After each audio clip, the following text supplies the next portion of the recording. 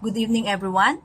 My name is Eva Lukban, your first discussant, and together with my group mates, Francia Balani, Mary Ann Macaraya, and Cristel Ann de la Cruz. So we're going to discuss all about Chapter 9, which is the Unpacking Curriculum Standards and Competencies. So I hope everyone will be a part of my discussion. So in this chapter, we are going to explain or rather discusses the process for unpacking curriculum standards and competencies, which is one of the essential tasks of teachers in implementing the K-12 basic education curriculum.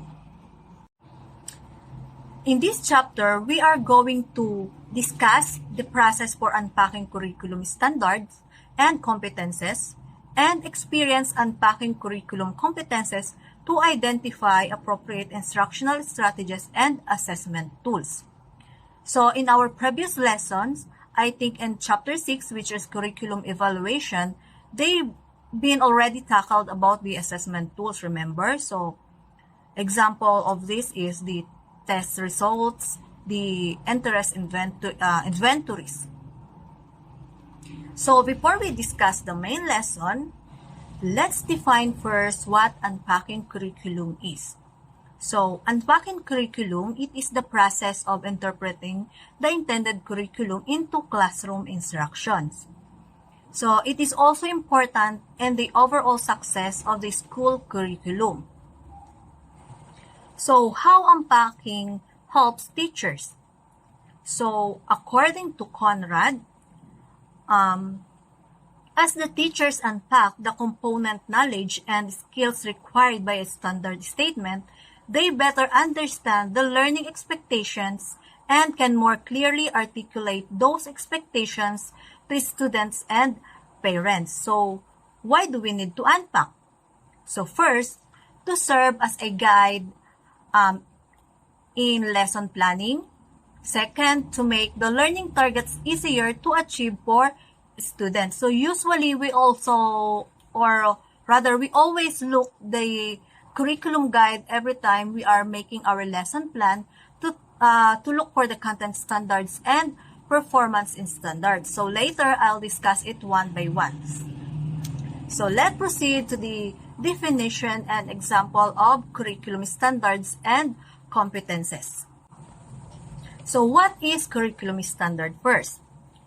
So standards serve as guidelines for educators and students involved in personalized learning to design curriculum and assessments that represent what students need to know and be able to do, as well as develop instructional practices that support the desired learning and application in authentic context. So it is also describe what students know and be able to do and demonstrate at the end of their level or on the process. So basically, standard can be used as a reference for planning, teaching, and learning from a program for assessing students' progress. So curriculum standards are widely used in the United States and in some countries for their curriculum, as mentioned earlier. So curriculum standards are broad statements of what students need to know and do as a result of learning. So in the K-12 curriculum standards are also classified as content standards and performance standards, and they also includes learning competences. So take note po, the Department of Education in its memorandum order number 80 of 2015 defined curriculum standards and competences. So as we have here. So content standards, these identify and set the essential knowledge and understanding that should be learned. So also content standard describe what students should know or be able to do within the context of a specific discipline or at the interaction of two or more disciplines. So it also articulate core knowledge and skills that students should master. So it also guide teachers in identifying instruction in the knowledge and skills that the students should learn. And it also answer the question, what should the students know? So pertaining the knowledge and to do, which is pertaining to the skills. So, yung pamantayan, in Tagalog, ito po yung pamantayang nilalaman. So, usually, ito po ang nakalagay doon, under nito, in Tagalog. So, yung inaasahang malaman ng estudyante, or ito na nga po yung information, ano yung pwede nilang gawin, ito na i-apply yung process or yung skills sa kanilang nalalaman. And then, yung mga kahulugan at pangunawa na kanilang binubuo o ginagawa habang pinaprocess nila yung mga informasyon. So, therefore, pamantayang pang nilalaman po, ito na nga po yung tumutugon siya sa mga tanong na ano ang nais malaman ng mga mag-aaral, and then ano yung maaari niyang gawin, and ano ang kanyang nais maunawaan. So, ito po yung sa naipamamalas naman, dito naman yung para masukat or ma-evaluate din natin yung kakayahan nila. So, next is the performance standard. So, this describe the abilities and skills that the learners are expected to demonstrate in relation to the content, standard, and integration of the 21st century skills. So, it is also identifies skills needed to use the knowledge and skills in problem solving, reasoning, communicating, and making connection with the other information. So, it is also helping help teachers to define what level of work is satisfactory. So, it also present the product of performance as evidence of learning for the attainment of this content standard. So, it is also answer the question, how will the student do their work? So, it represent in real life and authentic task. So, in Tagalog naman po sa Filipino, ito yung pamantayan sa pagganap. So, under po nito is yung nagagamit ng estudyante sa aktual na buhay ang kanyang natutunan o naunawaan. Then, nagagawa ng mag-aaral ng nag-iisa or inaasahan ang mga mag-aaral na gumawa ng performance bilang evidence na nailalapat nila sa buhay ang kanilang natutunan o naunawaan. So, in the other words, therefore, pamantayan sa pagganap is tumutugon po sa mga katanungan na ano ang nais nating gawin ng mag-aaral sa kanyang natutunan o naunawaan. Then, paano niya gagamitin ang kanyang natutunan o naunawaan. Then, the curriculum competences. So, this refer to the skills, knowledge, understanding, and attitude that learners need to demonstrate in every lesson or learning activity. So, learning competences emphasizes the development of the ability to do which pertain to the competences tasked by the student in the form of mastery of the set of knowledge. So, ability, attitude, and interest of students in order to be able to do something in a term of skills with a full of responsibility. So, in learning competences, also be able student to demonstrate the ability to apply and transfer their learning to new situations. So, learning is also personalized to meet the needs of every individual students. So, we have here the list of indicators for the learning competences that 21st century skills learners should have in connection to the learning competences. So, critical thinking, collaboration, creative and innovation, cultural and global citizenship, communication, problem solving, managing information, and personal growth and well-being. So, ito po yung result na dun sa how sila nag-perform ng mga natutunan nila or naunawaan nila. So, let's try this activity as served for example. So, the first column pertain to the content and the second is content standard. The third one is the performance standard and the last column pertaining to the learning competences. So, under the content, it is the changes that materials undergo. Under the content standard, effects of temperature on materials. Under the performance standard, investigate the different changes in materials as affected by temperature. And for the last column, which under ng learning competences, yung describe changes in materials based on the effect of temperature. So solid to liquid, liquid to solid, liquid to gas, and solid to gas.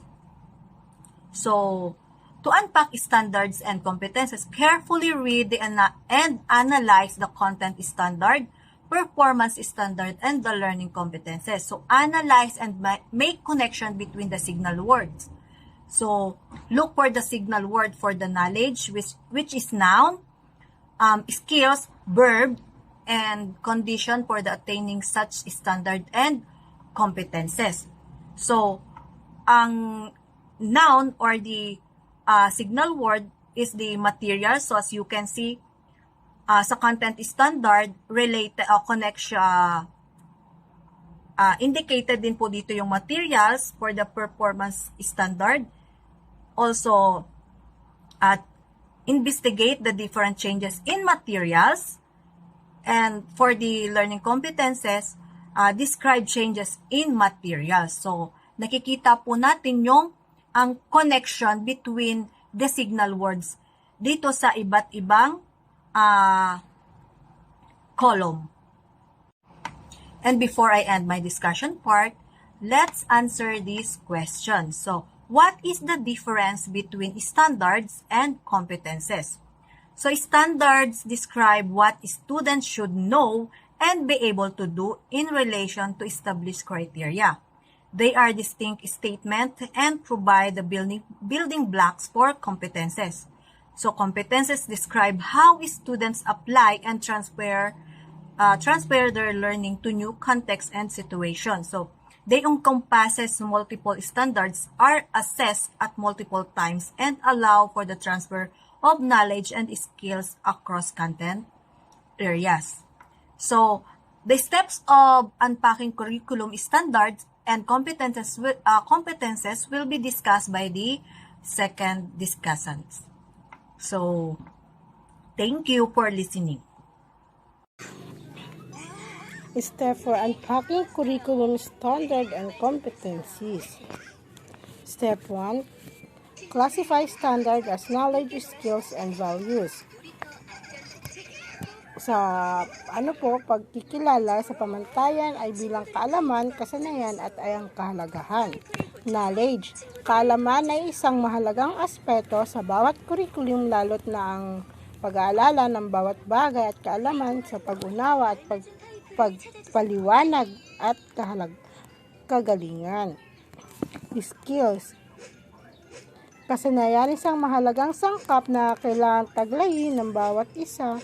Kasanayan sa bawat aspeto at sapat na kaalaman at kakayanan sa pagtatalakay, paliwanag at pag-unawa. Values. Kahalagan ay lubos na kinakailangan upang pahalagahan at maunawaan at maintindihan ang nilalaman at nais iparating ng bawat detalye.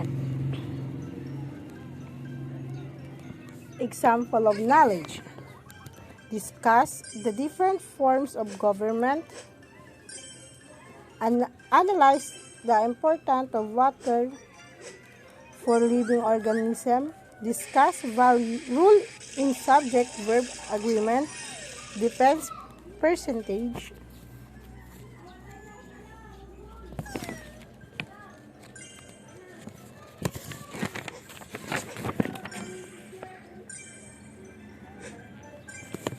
Example of skills: calculate cost, production, plan a menu, solve word problems, calculate the mean and median. Example for values: appreciate various form of literatures, recognize the importance of cooperation and unity in achieving goals, respect different national symbols of the country. Appreciate example of Baroque music.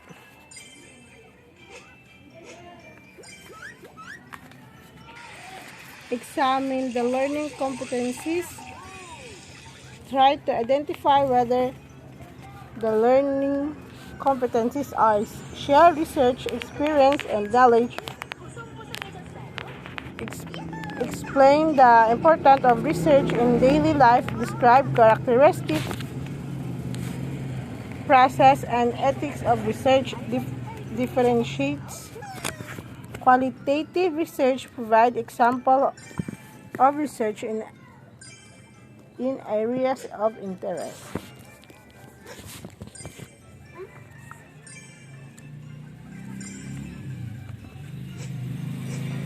Number 2, compare your work with your classmate. List the similarities and difference you note explain the basic of your classification. Ihambing ang iyong gawa sa iyong kamag-aral, ilista ang pagkakatulad at pagkakaiba ng iyong napansin. Number 3, discuss which classification is best for each learning competency. Talakayin kung aling klasifikasyon na pinakamainam para sa bawat kakayanan sa pagkatuto. Number 4, decide what classification is the best for each competencies. Magpasaya kung anong klasifikasyon na ang pinakamainam para sa bawat kakayahan. Step 2, identify the prerequisite knowledge, skill, and values for each learning competencies. Describe change in material based on the effect temperature.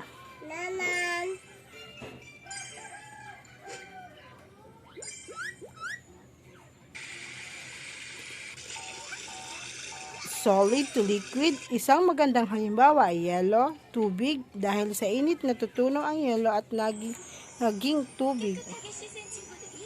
Liquid to solid, isang magandang halimbawa ay tubig to yellow, dahil sa lamig ang tubig ay nagiging yellow.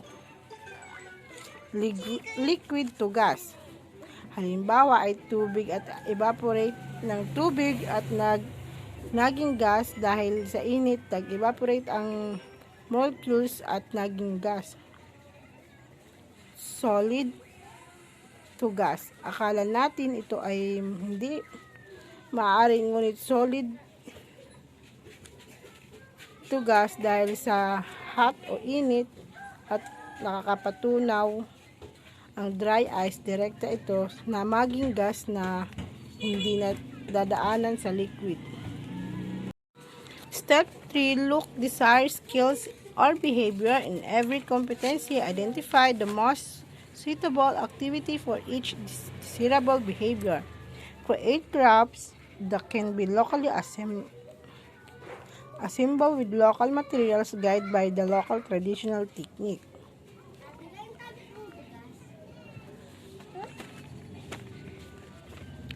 Gumawa ng mga likhang sining na maaaring lokal na tipunin gamit ang mga lokal na materials na ginagabayan ng lokal na traditional na pamamaraan.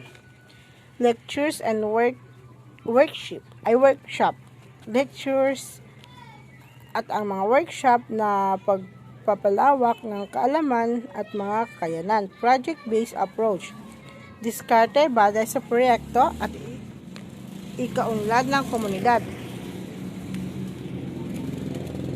Step 4, classify learning competencies to determine appropriate assessment tools. Standard with conventional testing. These are learning competencies that require traditional assembled tools like quizzes and exams. Example, describe the characteristic of sounds. Number 2, identify primary colors. Number 3, discuss the judicial system in the Philippines. Number 4, explain the communication models. Standard with performance tasks. These learning competencies that required performance tasks for assessment of authentic assessment. Example. Number 1, perform example of the Philippines folk dance. Number 2, write an essay about selected topic. Number 3, demonstrate how to dissect and insert. Number 4, painting using natural indigenous materials. Standard for continuing development. These are competencies that focus on values and attitudes that cannot be assessed. For example, number 1, recognize basic human rights of a person.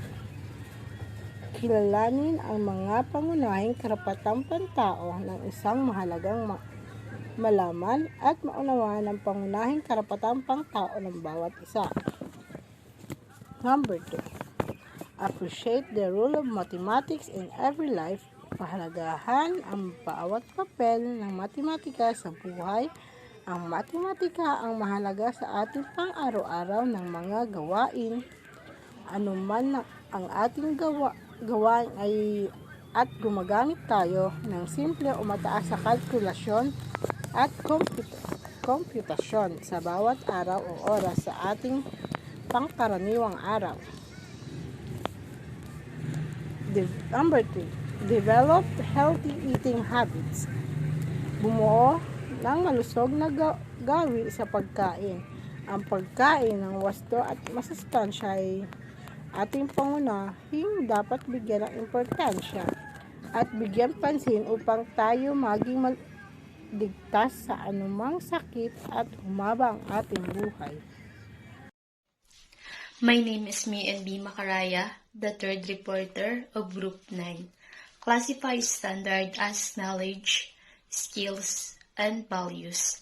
Knowledge, if the learning competency calls for remembering and basic comprehension of a concept or skill. Skills, if the learning competency calls for the learner to demonstrate or apply skills or desired behavior. Values, if the learning competency calls for valuing and appreciation.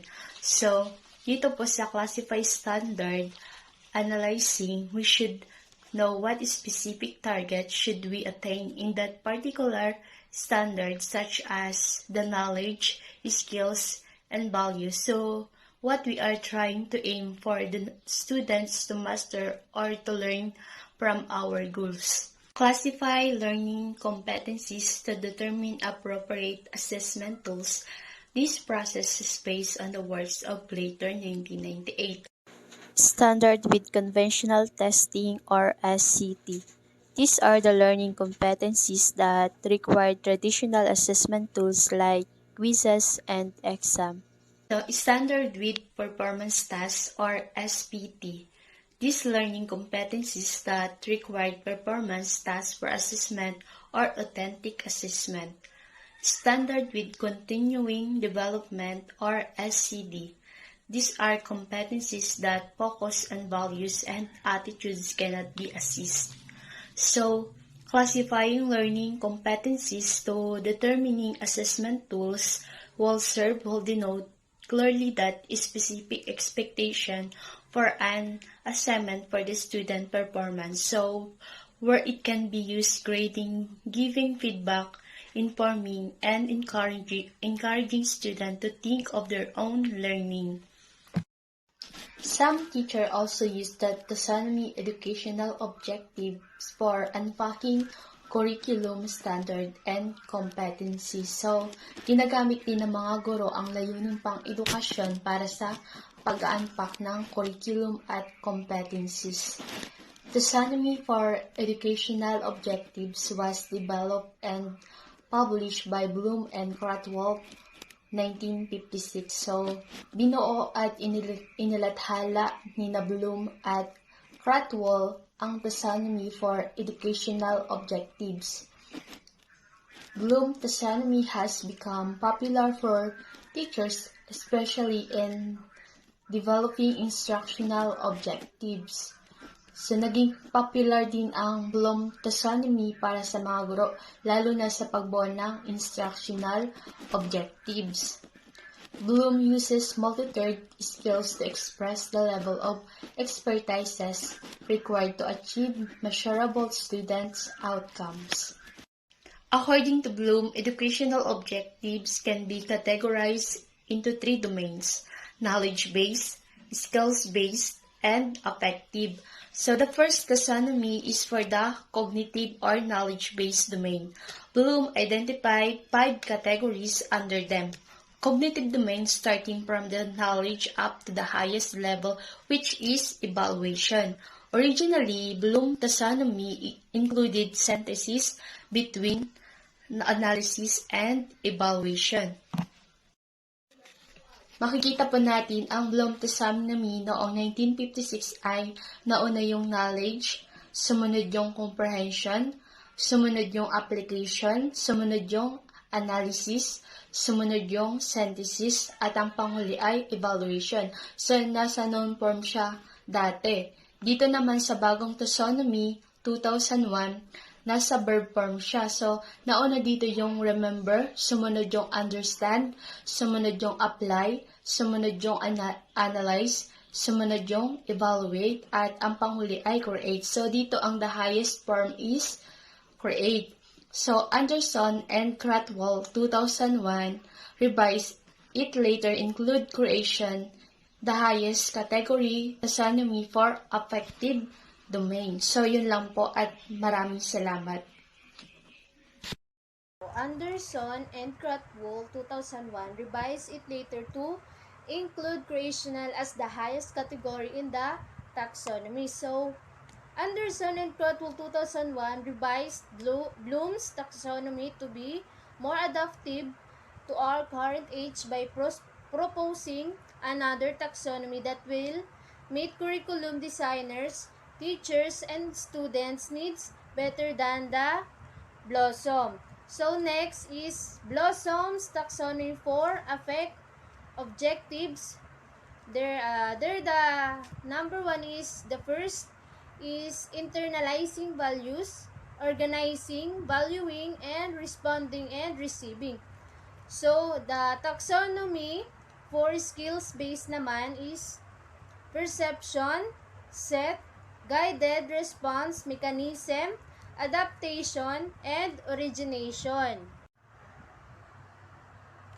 So the teacher should first decide which of these 3 broad categories, knowledge-based, skills-based, and affect the corresponding course goal belongs to in order to determine the level of expertise required to each measurable student's outcome. So, dapat muna ang magpasya ang guro kung alin sa tatlong malawak na kategoryang ito base sa kaalaman at epektibo. So, ang nararapat na layunin ng kurso upang matukoy ang antas ng kadalubhasaan na kinakailangan para sa bawat masusukat na resulta ng mga mag-aaral. So, Fink 2003 also presented on alternative taxonomy for categorizing different types of learning outcomes. It is known as Fink's taxonomy, significant learning. Fink presented his taxonomy for a systematic approach to course design that went beyond the usual focus on content. So, kay Fink 2003 naman po ay nagpapakita rin ng alternatibong taxonomy para sa kategorya ng iba't ibang uri ng mga resulta ng pag-aaral. So, kilala ito bilang taxonomy ng makabuluhang pag-aaral para sa isang sistematikong diskarte sa desisyon ng kurso na lumampas sa karaniwang pagtulak sa nilalaman. So, the next po is Fink's taxonomy of significant learning. There have learning how to learn, becoming a better student, inquiring about a subject, self-directing learners, and the foundational knowledge, understanding and remembering information, ideas. So, sa application naman is skills, thinking, critical, creative, and practical thinking. The next one is managing projects. Sa integration naman is connecting ideas, people, realism of life. So, human dimension, learning about oneself or others. Sa caring is developing new feelings, interest, and values. Yan po yung pumapasok sa Fink's Taxonomy of Significant Learning. The learning how to learn, foundational knowledge, application, integration, and caring human dimension. So, taxonomy is convenient way to describe the degree to which students understand and use a concept to demonstrate particular skills and to have their values, attitudes, and interest affect.